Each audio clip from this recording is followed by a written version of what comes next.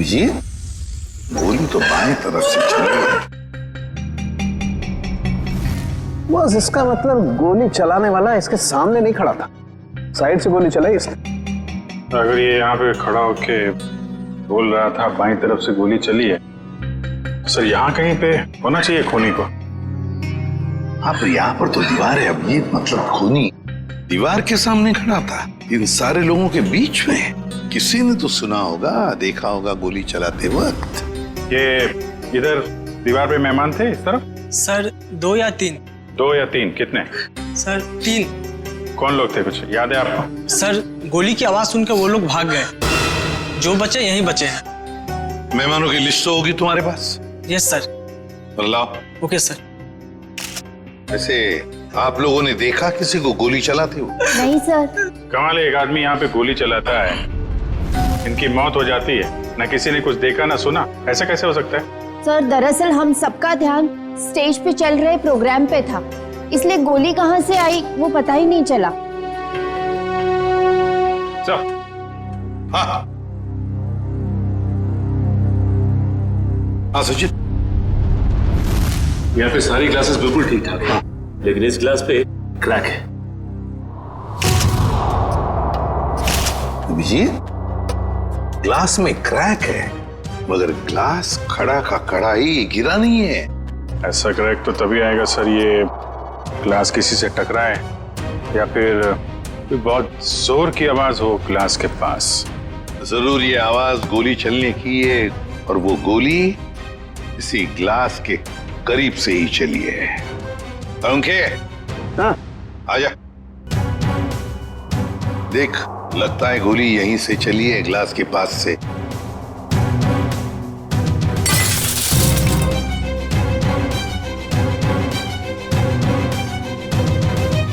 Boss, देख करके तो ऐसा ही लगता है कि गोली यहीं से चली है, फिर भी 100% श्योर होने के लिए मैं अच्छी तरह से चेक कर लेता हूँ। चेक कर ले।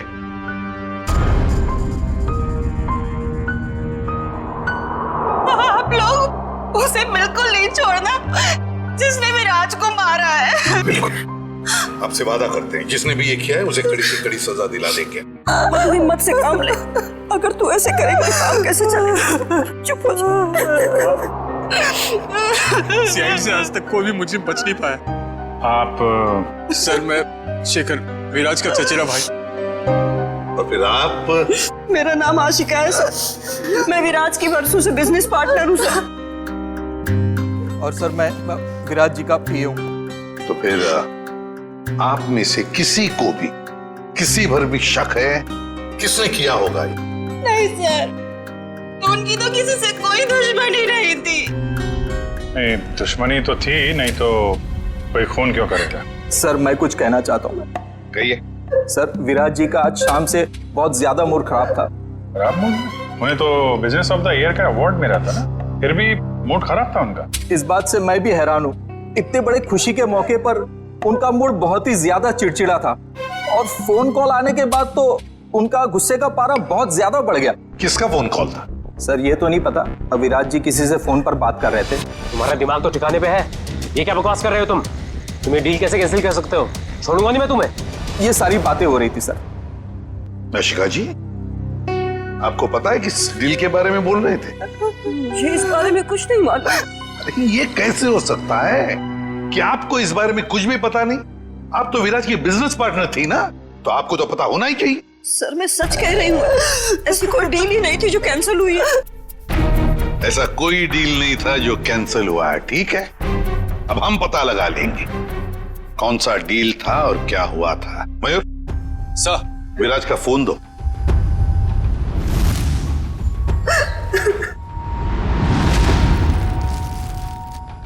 देखो जरा, आखिरी फोन।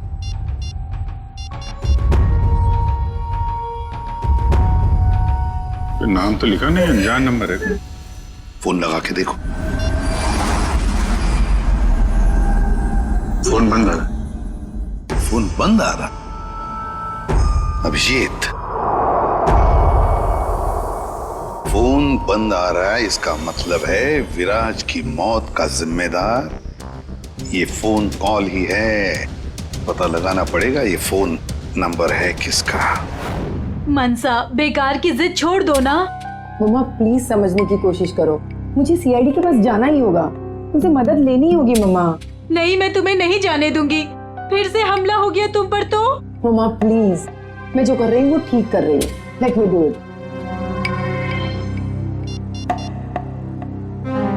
हाँ, मैं सीआईडी के पास जा रही हूँ, क्या तुम मेरे साथ चलोगे? ओके।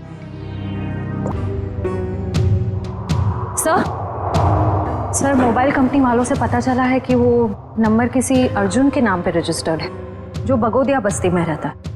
लेकिन उसके घर वालों ने बताया कि अर्जुन तो 5 साल पहले मर चुका है। क्या? और उसका सिम कार्ड कौन इस्तेमाल कर रहा है कुछ पता नहीं। तो बड़ा चालाक है ये खुद, कोई भी सुराग नहीं छोड़ रहा है। 5 साल पहले मरे हुए आदमी का सिम कार्ड इस्तेमाल करता है और फिर विराज का खून भी करता है।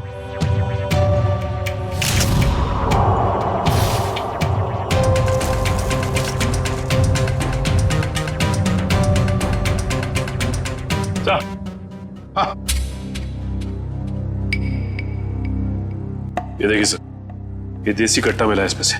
लगता है घूनी भागते वक्त गलती से यहाँ गिरा गया। अजीब को नहीं है सर, भाग गया लेकिन हथियार यहीं छोड़ गया हमारे लिए। सर प्लीज हमारी मदद कीजिए, हम बहुत बड़ी मुसीबत में हैं सर। एक मिनट, कौन है आप लोग? सर मेरा नाम मनसा है और ये मेरे बिजनेस पार्टनर है अमन। अच्छा, क्या हुआ बताइए। सर, हमें किसी ने मारने की कोशिश की है सर, हमारी जान पे हमला हुआ है। किसने किया हमला तुम लोगों पर? कौन, जानते हो आप लोग? सर कुछ नहीं पता है और समझ में नहीं आता है कि हमें मारकर किसे फायदा होगा। देखिए प्लीज आप घबराइए मत, हम लोग पता लगा लेंगे। अच्छा ये बताइए कि जब आप पे हमला हुआ तो क्या आप लोग साथ साथ थे? नहीं सर, अलग अलग जगहों पे हमला हुआ, मुझ पे मेरे ऑफिस में और मंशा पे शॉपिंग मॉल के पार्किंग लॉट में हुआ सर। जी सर, कल दोपहर को करीब 12 और 1 के बीच में। कल दोपहर को? और आप लोग आज हमारे पास आए हैं? आज?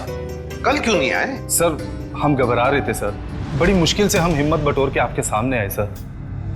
अच्छा, जिन लोगों ने आप पे हमला किया उनके चेहरे तो देखे होंगे ना आप लोगों ने? सब कुछ इतना जल्दी हुआ कि मैं ठीक से कुछ देख भी नहीं पाई। और ये देखिए, गोली मेरे बाजू में लगी। बड़ी अजीब बात है, गोली चलाने वाले ने देखा तक नहीं कि गोली निशाने पर लगी है या नहीं। सर अच्छा ही हुआ कि उसने नहीं देखा, वरना शायद आज मैं आप लोगों के सामने जिंदा नहीं खड़ी होती। सर जरूरी है किसी अनाड़ी का काम है, क्योंकि अगर प्रोफेशनल होता तो ऐसी गलती बिल्कुल नहीं करता। अमन, क्या तुम पर भी गोली चली थी? सर मेरे साथ जो हुआ वो तो बहुत ही ज्यादा अजीब था सर। हेलो। अरे नहीं यार, ऑफिस में आज अकेला ही हूँ, शनिवार था इसलिए सभी लोग चले गए। मेरा भी थोड़ा बहुत ही काम बाकी है, बस मैं भी जाने ही वाला हूँ। Okay, take care, bye bye bye.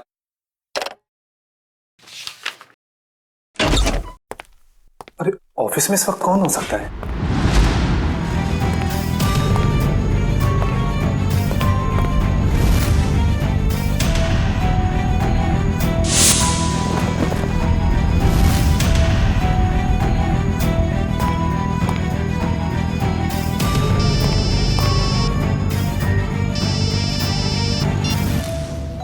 क्या?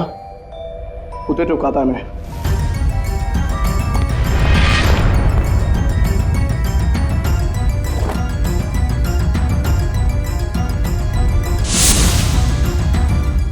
सर गोली मारने वाला बिना गोली मारे ही चला गया।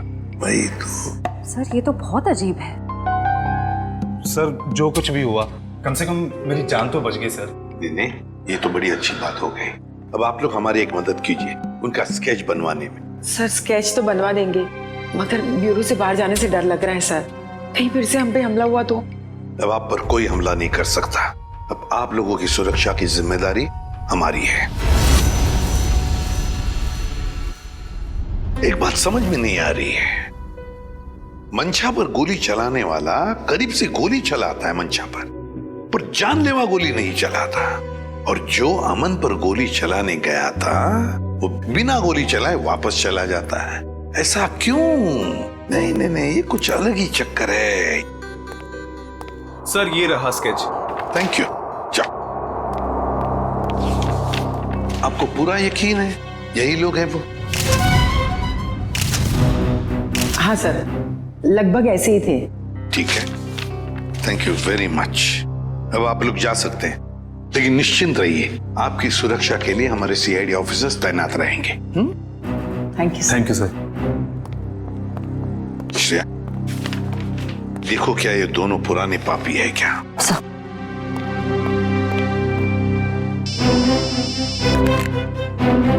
आसान के बोल, गोली उसी टेबल पे से चली थी जिस टेबल पर वो वाइन ग्लास था? ओके, ठीक है। सर, मिल गया? नहीं सर, उन दोनों का हमारे डेटाबेस में तो कोई रिकॉर्ड ही नहीं है। कोई भी रिकॉर्ड नहीं है उन दोनों का? अच्छा, एक काम करते हैं, वो मॉल जिसके पार्किंग लॉट में मंशा पर हमला हुआ था और अमन का ऑफिस, इन दोनों जगहों के पास उस वक्त जिस वक्त गोली चली थी, उस वक्त जितने भी सेलफोन्स नेटवर्क में थे उन सब का पता लगाते हैं। पर सर, ऐसे तो सैकड़ों लोग होंगे। बिल्कुल, सैकड़ों लोग होंगे, सैकड़ों फोन होंगे, मगर मुजरिम उन्हीं में से ही कोई है, उन्हीं में से ही कोई है जो सबसे करीब थे उस पार्किंग लॉट में मंशा के पास और सबसे करीब थे अमन के पास उसके ऑफिस में। उन्हीं में से ही है जो सबसे करीब थे इन दोनों के। फ्रेडी और पंकज को बोलो पता लगाने के लिए। सर, फंक्शन का फुटेज रेडी है।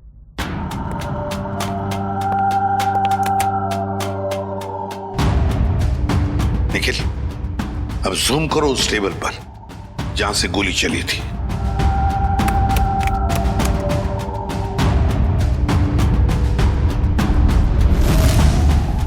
माय गॉड, सर इस टेबल पे तो 3 लड़कियां बैठी हैं। इसका मतलब इनमें से किसी ने विराज पे गोली चलाई। पता लगाना पड़ेगा है कौन ये 3 लड़कियां। इतनी लंबी लिस्ट, मुझे तो मेरे स्कूल के दिन याद आ रहे हैं और इतिहास के राजा महाराजा के नाम रट रहा हूं।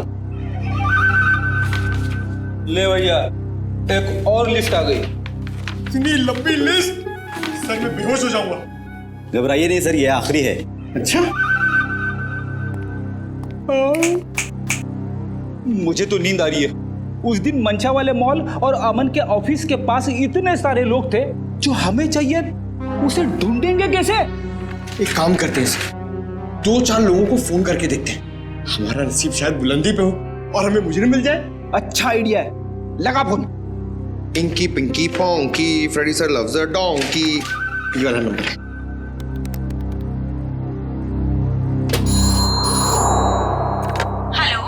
हेलो, क्या नाम है आपका मैडम?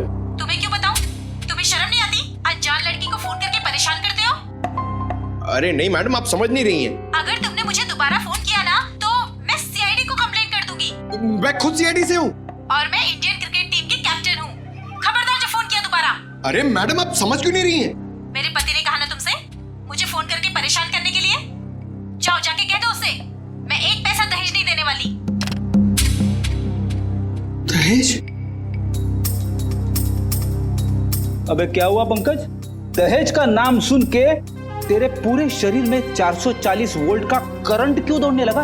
अरे सर मत पूछिए, दहेज ही तो मेरी दुखती रग है सर। मेरा पुराना जख्म हरा हो गया। मैं कुछ समझा नहीं। सर आप तो जानते ही हैं, मेरे स्कूल के और कॉलेज के जितने भी फ्रेंड्स हैं सबकी शादी हो चुकी है। मैं ही अकेला बचा हूं कुंवारा। पता है क्यों? क्यों? इस दहेज की वजह से। पंकज, एक सीआईडी ऑफिसर होने के बावजूद भी तुझे दहेज चाहिए? ठीक, कितनी शर्मनाक बात है ये। रुक, मैं अभी एसीपी साहब को फोन करता हूँ। अरे एसीपी सर को क्यों फोन कर रहे हो? मेरी बात तो सुनो, मैं दहेज नहीं मांग रहा हूँ, लड़की वाले दहेज मांगते हैं। मुझसे कहते हैं जब तक मैं दहेज नहीं दूंगा लड़की से मेरी शादी नहीं कराएंगे। इसलिए तो दहेज का नाम सुनते ही मेरे पसीने छूट जाते हैं सर। तू चिंता मत कर पंकज, जो लड़की तुझे सच्चा प्यार करेगी वो सिर्फ तेरा दिल देखेगी, दहेज या पैसा नहीं, समझे? सच्ची सर? हाँ। अब चल, अब ये शादी के सपने देखना बंद कर और काम पे लग जा। काम पे लग जा? लिस्ट इतनी लंबी है। अबे रो क्यों रहा है? चल एक काम करते, देखते हैं इन सारे नंबरों में से ऐसे कौन से 2 नंबर है जो मंशा वाले मॉल और अमन के ऑफिस के सबसे करीब है। देखते सर।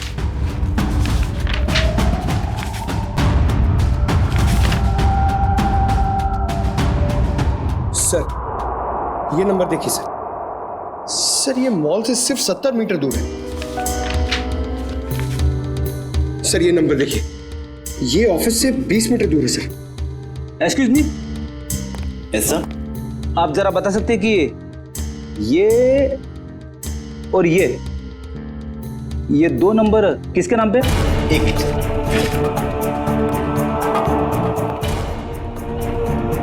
सर अगर आपकी नजर में कोई सुंदर सुशील प्यारी सी लड़की होगी ना सर, तो मुझसे मिलवा दीजिएगा सर। वो क्या है ना, मेरी मॉम चाहती है कि मेरे हाथ जल्दी से जल्दी पीले हो जाए। प्लीज जरा ध्यान रखो। सर एक्सक्यूज मी सर, ये दूसरा वाला नंबर ट्रेस करने में थोड़ा टाइम लगेगा, मगर ये पहला नंबर किसी शीतल कुमार का है। शीतल? मतलब पंकज, उस दिन मनशा को मारने कोई लड़का नहीं बल्कि लड़की आई थी। मनशा ने तो कहा था कि कोई लड़का था। ये केस तो और भी उलझता जा रहा है। एक काम करता हूं, दया सर को फोन करता हूं। सर क्यों बुलाया हमें यहाँ? अभी पता चल जाएगा। वो तीसरी लड़की कहाँ है जो इनके साथ में थी? सर उसका नंबर या एड्रेस नहीं मिला, यहाँ तक कि उसका लिस्ट में नाम भी नहीं था। उसका नाम भी नहीं था मेहमानों की लिस्ट में? तो फिर अभिजीत ये जरूर किसी और के इनविटेशन पर अंदर घुस गई और विराज पर गोली चलाकर भाग गई। क्या उसने विराज जी को मारा? जी हाँ, और आप दोनों उसके साथ में बैठी थी, तो उसके पास गन थी, आपने देखा कैसे नहीं? सर मेरा सारा ध्यान तो फंक्शन की तरफ था। सर मेरा भी। वाह, तुम दोनों का फंक्शन की तरफ इतना ध्यान था कि तुम्हारे बगल में बैठी हुई लड़की अपना गन निकालती है, निशाना साधती है और गोली चलाकर भाग जाती है, इसका तुम्हें पता भी नहीं था। कैसे मान सकते हैं हम ये? चलिए बताइए, और क्या याद आता है उस लड़की के बारे में? सर उसने एक बड़ा सा बैग रखा था टेबल पे, और शायद इसीलिए हमें गन नहीं दिखी। कहाँ पर? सर वो जो टेबल है ना, उस पे जो फूलों का गुलदस्ता पड़ा है, उसी के पास। और वाइन का गिलास बैग के बगल में ही था? जी सर था, और वो उस बैग के साथ कुछ छेड़खानी भी कर रही थी।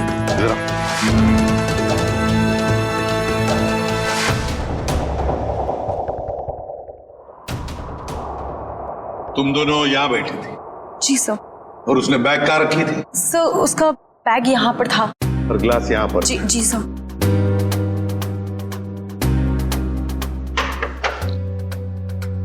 मतलब अभिजीत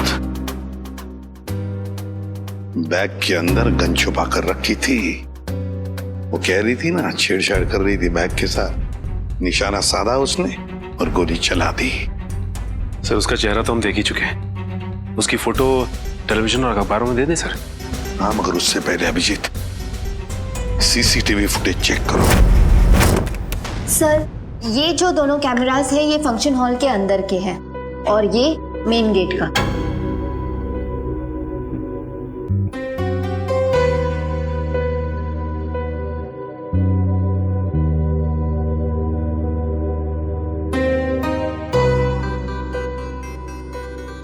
तो काफी देर से आई फंक्शन में।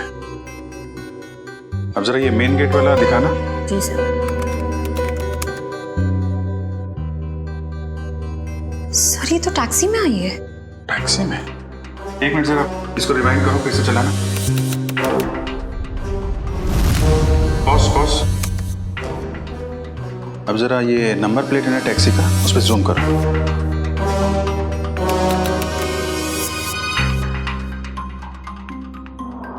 टैक्सी कंपनी से पता करो कहां से बैठी थी ये इस टैक्सी में।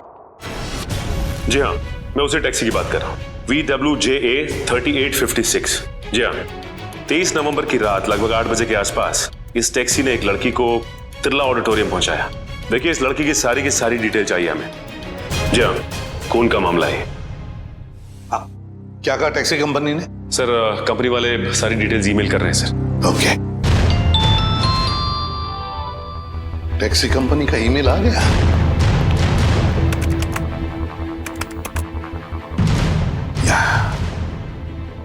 ये रहा उनका मुंबई का रोड मैप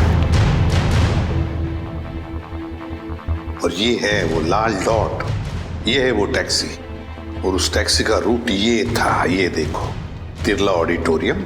मतलब उस लड़की ने टैक्सी ज्वाला रोड से पकड़ी है, ज्वाला रोड से। बहुत होशियार है लड़की सर, इसने टैक्सी अपने घर पे नहीं बुलाई, बल्कि भीड़ भाड़ वाली रोड पे बुलाई। लगता है इस लड़की का घर ज्वाला रोड के आसपास ही होगा। निखिल काम करो, तुम और जयवंती जाओ ज्वाला रोड जाओ और अच्छी तरह से पूछताछ करो।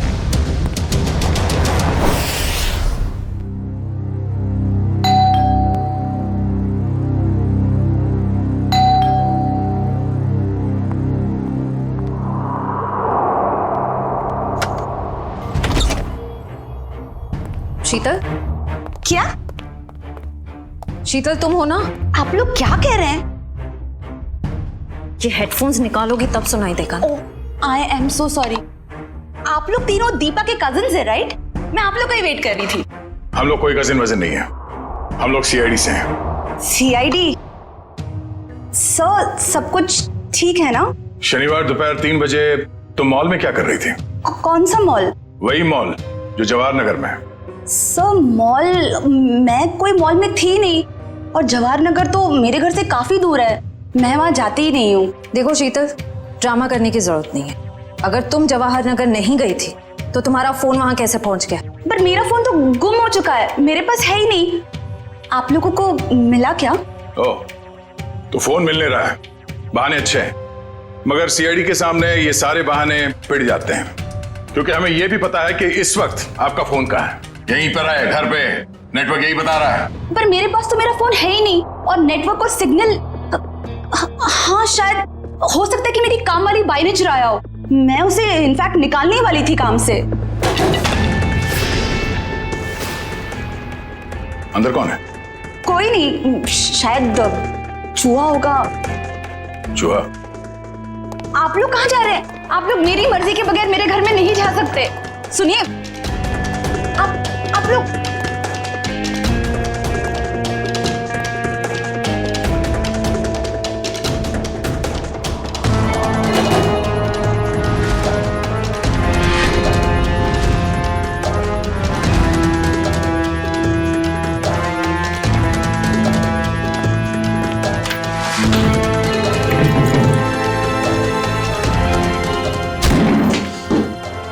शर्म नहीं आती? ऐसे कैसे अंदर घुसे चले आते हो? अब क्या करें, आदत से मजबूर है। क्या? काफी बड़ा चूहा है, इसे खुराक की जरूरत है, हम ले जाते हैं।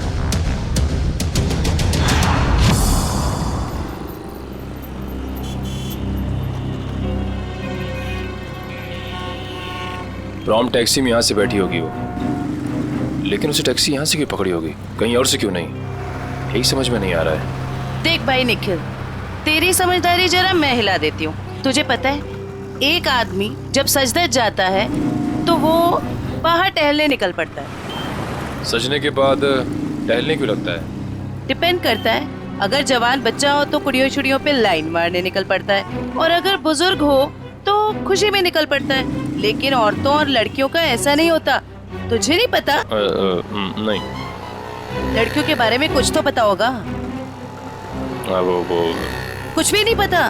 नहीं। शर्मा क्यों रहा है? नहीं वो देख, लड़की औरत जब एक बार तैयार हो जाती है तो ज्यादा दूर तक नहीं जाती, मतलब नहीं जाती, जा ही नहीं सकती। मतलब ये कि वो जहाँ तैयार हुई है, टैक्सी भी उसने वही बुलाई होगी। मतलब घर के आसपास? बिल्कुल, देखा था ना वीडियो में, कितनी सजी धजी हुई थी। अब इतना मेकअप और लिपस्टिक उसने होटल में बैठ के नहीं किया, घर पे किया होगा। उसका घर यहीं कहीं आसपास होना चाहिए। अब एक बात मैं आपको बताता हूँ। लड़कियों के बारे में? नहीं, बंदा जा रहता है, अक्सर दवाई वगैरह वही आसपास से लेता है। होशियार है तू। वो तो चल ढूंढे उसे। एक्सक्यूज मी जी, हमें कुछ चाहिए। प्रिस्क्रिप्शन दिखाओ। ये क्या है? ये प्रिस्क्रिप्शन है। ध्यान से देखो जरा। बात क्या है? देखो, हम सीआईडी से हैं। ये फोटो ध्यान से देखो और बताओ, तुमने पहले इसे कहीं देखा है? तो मेरी। ये तो मेरी। नहीं, मेरी कुछ नहीं लगती। ये तो वही है ना? अरे देखना, ये वही है ना? अरे हाँ, ये तो वही है 11 नंबर बंगले वाली। 11 नंबर वाली? हाँ, 11 नंबर पे रहती है, घर से फोन करती है। बहुत बार घर पे दवाई भेजी हमने इसकी। क्यों, बीमार है क्या? नहीं, हट्टी कट्टी है। 11 नंबर वाली।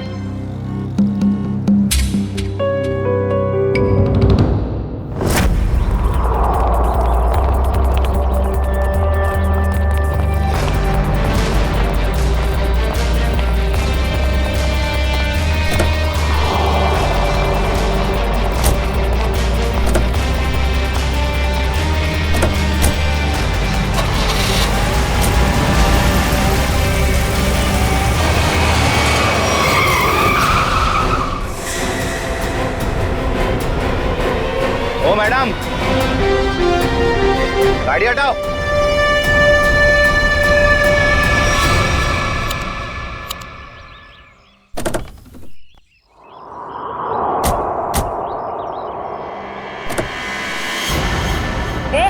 क्या बदतमीजी है? चल गाड़ी हटा। अगर यहाँ बदतमीजी नहीं पसंद तो सीआईडी ब्यूरो चलो, वहां कर लेंगे थोड़ी बदतमीजी। सीआईडी?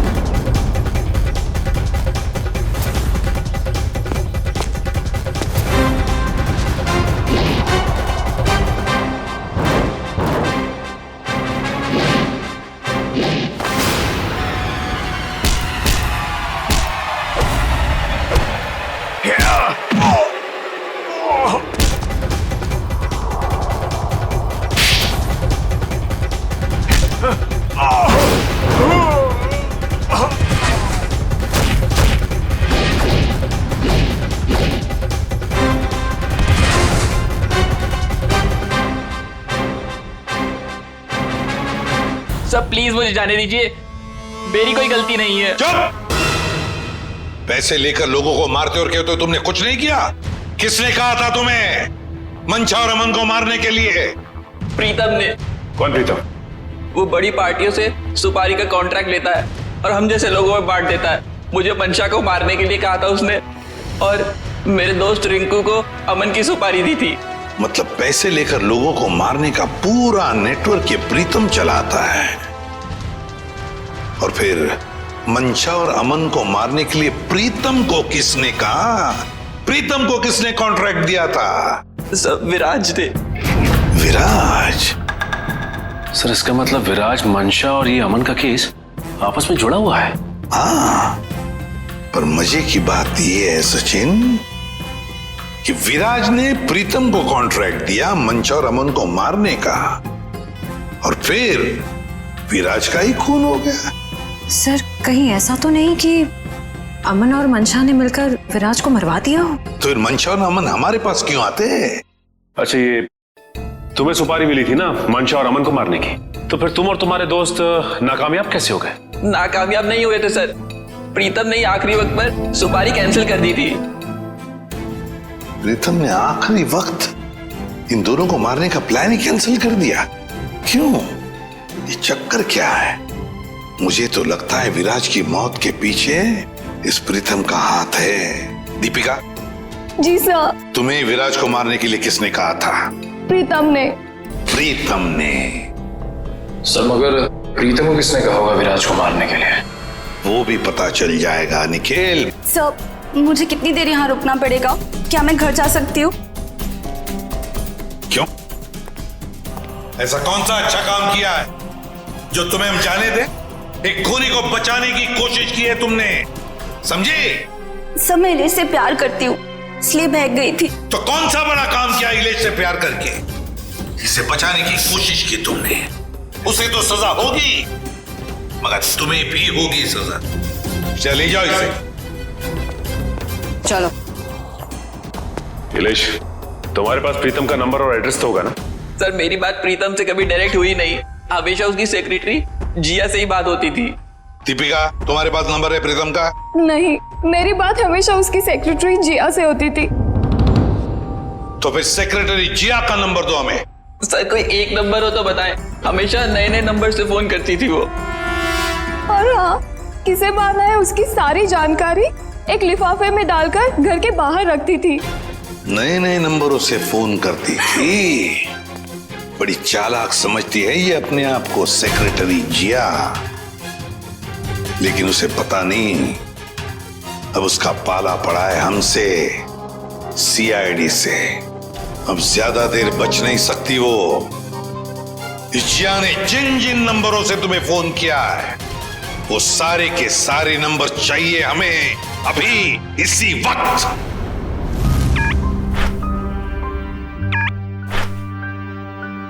ये देखिए, शहर के नक्शे में जो लाल रंग के निशान दिखाई दे रहे हैं, जिया ने आज ये नंबर वहां इस्तेमाल किए हैं। ये है वो पहला नंबर जिया ने इस्तेमाल किया हुआ।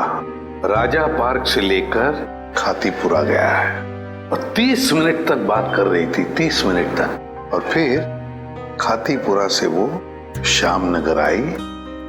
उस दौरान उसने 40 मिनट तक बात की। हाँ सर, और तीसरा नंबर उसने इस्तेमाल किया है श्याम नगर से क्वींस रोड के बीच, तकरीबन अब 1 घंटे बाद की है सर। और उसके बाद अब ये क्वींस रोड से विद्यानगर की तरफ गई। और सर विद्यानगर में जिया के नंबर के साथ एक और नंबर है। लगता है ये नंबर प्रीतम का है श्रेया, ये प्रीतम ही है। इस प्रीतम ने बुलाया होगा जिया को विद्यानगर मिलने के लिए। लेकिन सर विद्यानगर के बाद तो जिया का मोबाइल बंद हो गया सर। तो ठीक है, होने दो, लेकिन वो दूसरा नंबर भी तो है जिससे जिया मिली थी, उसको ट्रैक करो Nikhil.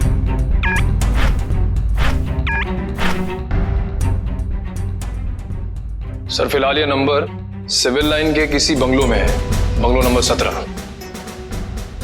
Civil lines bungalow number 17। Jiya, तेरी साड़ी तो बहुत अच्छी लग रही है, कहाँ से खरीदी? स्पेशली ऑर्डर देके बनवाई है, डिजाइनर है। वाह जिया, तेरी चॉइस को तो मानना पड़ेगा। 1 मिनट। मेरा एक बहुत पुराना दुश्मन है, मुझे उसे मरवाना है। आप दाम जो भी चल लग जाए। लगता है किसी आशिक का फोन आया है। मैं प्रीतम जी की सेक्रेटरी बोल रही हूँ। आपका संदेश उन तक पहुँचा दूंगी। 10 लाख लगेंगे। अरे 20 लाख दूंगा, लेकिन वो बचना नहीं चाहिए। बहुत नफरत करते हैं हमसे। ऐसा क्या बिगाड़ा है आपका? मिल के बताता हूँ आपको। लगता है दरवाजे पे कोई आया है, मैं आपको थोड़ी देर में कॉल करती हूँ। आप?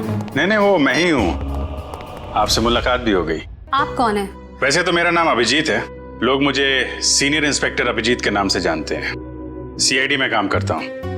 आप किस नाम से बुलाना पसंद करेंगी? सीआईडी का यहाँ क्या काम? अरे फोन पे बताया ना आपको। अच्छा वो, मुझे लगा कोई मजाक कर रहा है तो मैं भी मजाक करने लग गई। सुपारी का लेन देन तुम्हें मजाक लगता है? जिया, ये सब क्या चल रहा है? सॉरी गर्ल्स, पार्टी खत्म हो गई है, आप लोग जा सकती हैं। Thank you very much. चलिए चलिए। चलो चलो। आप सोच भी नहीं सकती आप कितनी बड़ी मुसीबत में फंस गई हैं। देखिए, मैं प्रीतम के लिए काम करती हूँ, लेकिन मैंने आज तक उसे नहीं देखा।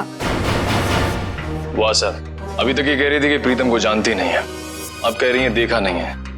ऐसा ना हो थोड़ी देर के बाद ये कहें कि ये खुद प्रीतम है। अरे मैं ऐसा क्यों कहूंगी? मैं प्रीतम नहीं हूँ, मैं तो जिया हूँ। जरा आईडी दिखाइए अपना। ID card? हाँ, I card, driving licence, PAN card, passport, कुछ भी नहीं है। नहीं है? ओह, जरा मैडम का बैग चेक कर लीजिए।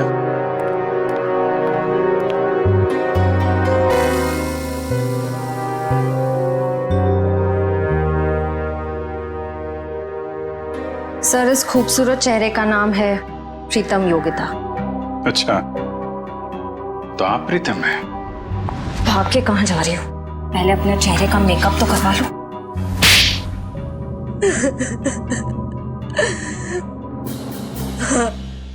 मैं ही प्रीतम हूँ और मैं ही सुपारी लेने का काम करती हूँ। आज की सुपारी किसने दी थी तुम्हें?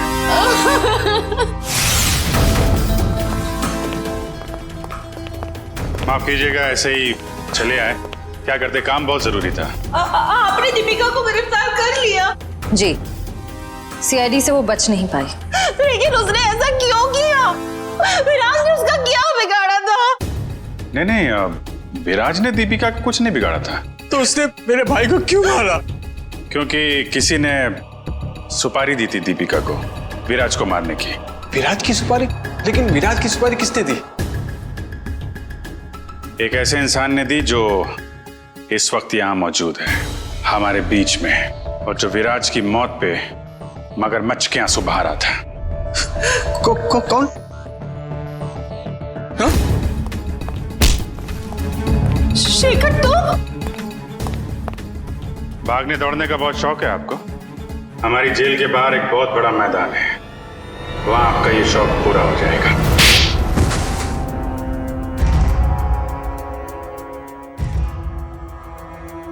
कहने के तो ये हमारा फैमिली बिजनेस था, लेकिन सच तो ये था कि पूरा कारोबार सिर्फ और सिर्फ विराज भैया चलाते थे। और इस बात की तुम्हें जलन थी, हैं? क्यों नहीं होगी जलन? सारी प्रॉपर्टी उनके नाम पे, सारी फैक्ट्रियां, सारी इंडस्ट्री उनके नाम पे थी।